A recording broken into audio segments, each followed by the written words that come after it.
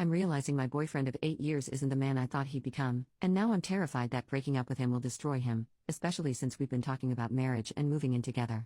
Wow. Okay, where to begin? My boyfriend, 23 male, and I, 22 female, have been dating for 8 years. We met in high school, and have been together ever since. We've grown and changed with each other miraculously, and our relationship has been amazing. We were always communicative to each other, always doted on one another, had inside jokes that are years long, and have become so comfortable with who we are as a couple. Our relationship by all means is a wonderful one. But, I guess I wouldn't be posting here if it was so wonderful, would I? As we've entered into adulthood, I started asking the bigger questions that I realized I wasn't really getting answers on. He's been against having kids, but I want kids. My biggest advice I received was to wait for his real answer when we were older because I asked these questions after dating for 4 years. I asked him what he wanted to do with his future, where he saw himself career-wise and what he was feeling about who he was as a person. If he was changing and growing. To be honest, whenever we speak about these things I always feel like it gets really quiet, he becomes shorter with his words. A lot of I don't knows. After asking questions many times, I get some answers once he's thought about it. But this scenario has always been regular for us. I'm asking bigger questions, trying to get feedback, and he gives little answers and asks to think about them. But we have always moved along. Next day, next season. We're really happy with each other. We cuddle and watch Netflix TV shows, go to the ice rink, have romantic dinners and tell each other how much we adore one another. But those questions start to bother me. Why doesn't he want to answer them? Why doesn't he ask those about me? Is it necessarily bad that he doesn't want to ask? I mean, we're only in our 20s. But we've been dating for 8 years. The toss and turn was agonizing. I felt like I was waiting for an answer for a question I asked years ago, regardless of the timeline. I felt more and more pressure to have them answered. Because as of lately we've been talking about marriage. When I would forget that those questions were so important to me, everything was hunky-dory. We'd talk about where we would live, the animals we would have and what we would name them, the kinds of TV shows we'd watch on a weekly basis. I pushed the issues I had been feeling in my core back inside, because I figured if I'm a patient girlfriend, a loving one, a supportive one, then our relationship will get better. How long we've stayed together is a testament to our ability to grow together. We've done it this long, why wouldn't it continue happening? But it hasn't. It really hasn't, guys. This last weekend something snapped. We were looking for places to live. We had 3 appointments. I was looking around the apartment, looking at the kitchen, and looking at our bedroom. When we kissed each other goodbye after a post-appointment cuddle nap, and I went back home, I just burst out crying in the car. I was sobbing so hard. When I got home I called my mom, she came over. I felt so broken in that moment. Like something died, like straight up died. I don't know what's going on. I think I need to break up with him. I don't think this is the kind of change that I can ask of him. I don't think asking him to change is fair. It's not that I haven't been patient, I have. He has been giving me his answer to all my questions, I just haven't been happy with what they are and was hoping they would change. The silence, the skirting around the topic, the I don't knows. I thought we could grow through any scenario, but moving in together put it all into perspective for me. I'm not ready to move in with this guy. Earlier in the year, he told me he was all right with kids, with having them too. After that conversation, such a huge flood of relief hit me that I think spurred this season of ignorance. He answered my big question, so I was happy. But the reality is setting in. Does he actually mean that? Did he say that to appease my asking? He has told me that I'm the best thing to happen to him, that he loves me and that I inspire him to be a better person, and that he's happy he's with me because he wouldn't know how to date anyone else at this point since we've been together for so long. I wish he had the motivation and drive and some kind of goal for himself. I wish he thought about his future. I wish he was more excited about life, more positive about life. I wish he wasn't so angry at people and himself. I wish he approached his problems readily and openly. I wish he was more emotionally available. I wish I knew how to do this without destroying him, because I think it will. His family would all turn on him, I know it. We've been talking about marriage. We're looking at places to live together. And I just imploded. I couldn't take it anymore. My gut is seriously telling me I need to do this, and it's never been wrong. But how? How on earth do I do this? Edit. Thank you everyone, so much, for your comments.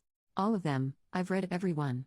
I think after the initial hysteria and realization of what I was feeling, and putting it into written words, I've come to realize what I'm truly feeling. I'll post an update after this weekend when I talk with him, I'll tell you how it goes.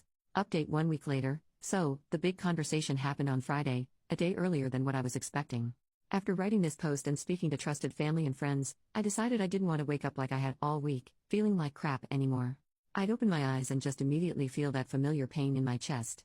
I wanted it to be over. He had been texting me normally in the week, so I knew he wasn't expecting this. It made it so much harder. That part wasn't easy, texting him back very plainly to avoid lying or leading him on. But I asked him if he'd like to meet on Friday and he said he'd love to, so I went over in the morning after running a few errands with my brother. He drove what he called a getaway car and said he'd pick me up when it was over. It was so hard. His family was decorating the house for fall. As soon as I got there, his mother asked me to help drape some fake leaves across the front porch. I stood there with my heart in my throat, helping her out. As soon as I found a window, I walked into the house and found him in the kitchen. He was still in his pajamas. I asked if we could talk in his room, and he said sure. He wrapped me in a hug and rubbed my back, and it took everything not to cry right then and there. We walked up the stairs to his room. I closed the door, and gave him one last, huge hug in the privacy of his room. I took a breath and then asked if we could sit down. I sat crisscross and began. I told him that I had been in so much pain since we came back after looking at places to live together. I told him that I didn't think we should live together.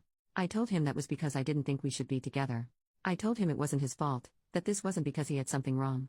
I told him I felt like there was something wrong with our relationship, and that I knew moving in together wasn't the right choice for us, and ultimately, committing to each other like that wasn't the right choice for me. I told him that I wasn't able to commit to him in that way, when the choice came. I told him that it wasn't a smooth transition, that this decision came all at me at once like a freight train. I told him that I was sorry. He asked me why I was doing this. He looked absolutely shocked. He told me he thought everything was perfect and that he didn't understand why I was saying this. He asked me where we should go from here. I told him I wanted to talk this out, since we've been together for so long. I told him I wasn't going to waver in my decision because I felt like it was the right choice to make, but I wanted to talk it out. Instead, he went to his dresser, got out of his pajamas, got into a change of clothes, grabbed his backpack, and left. His mother asked him for more decorating help, but as far as I knew, he walked by her. I sat there in shock, I guess. Before he left, he said, "See you Saturday," because our friends were having a get-together. I could feel the hysteria come on. It was like a tidal wave. The reality of what I had just done.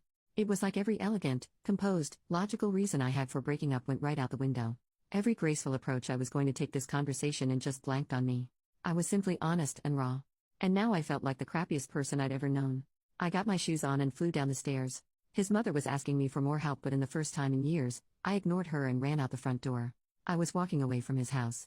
After I had reached the street, she came outside. I could hear her steps behind me. She called out my name with the same urgency that you call out to someone as if they forgot something in the house. I didn't turn around. She called out my name again, louder, and I rounded the corner towards the rest of the neighborhood. I then called my brother and asked him to pick me up. He was there in 2 seconds. The car was still moving as I opened the door and slid inside, and I was out of there. That was, by far, the hardest thing I've ever done. I was sobbing. My brother held my hand. It was loud, heartbreaking sobbing. I can't believe I had ended an 8-year relationship, but I did. I went home and my family was all there. They all comforted me through it and told me their breakup stories of their first loves. That was Friday. Today, Monday, I have to say. It was absolutely the correct decision for me to make. After the initial tears, hysteria and destruction, I realized I had needed to make that decision for a long time. I feel fuller in a way, if that makes sense. And I'm excited for what's to come for me. Thank you all for your words of wisdom, your insights, and your support. I really appreciated all of your comments, and I read them a few times a day to give me strength in my down moments. I've gotten to the other side of this and I appreciate all of your input.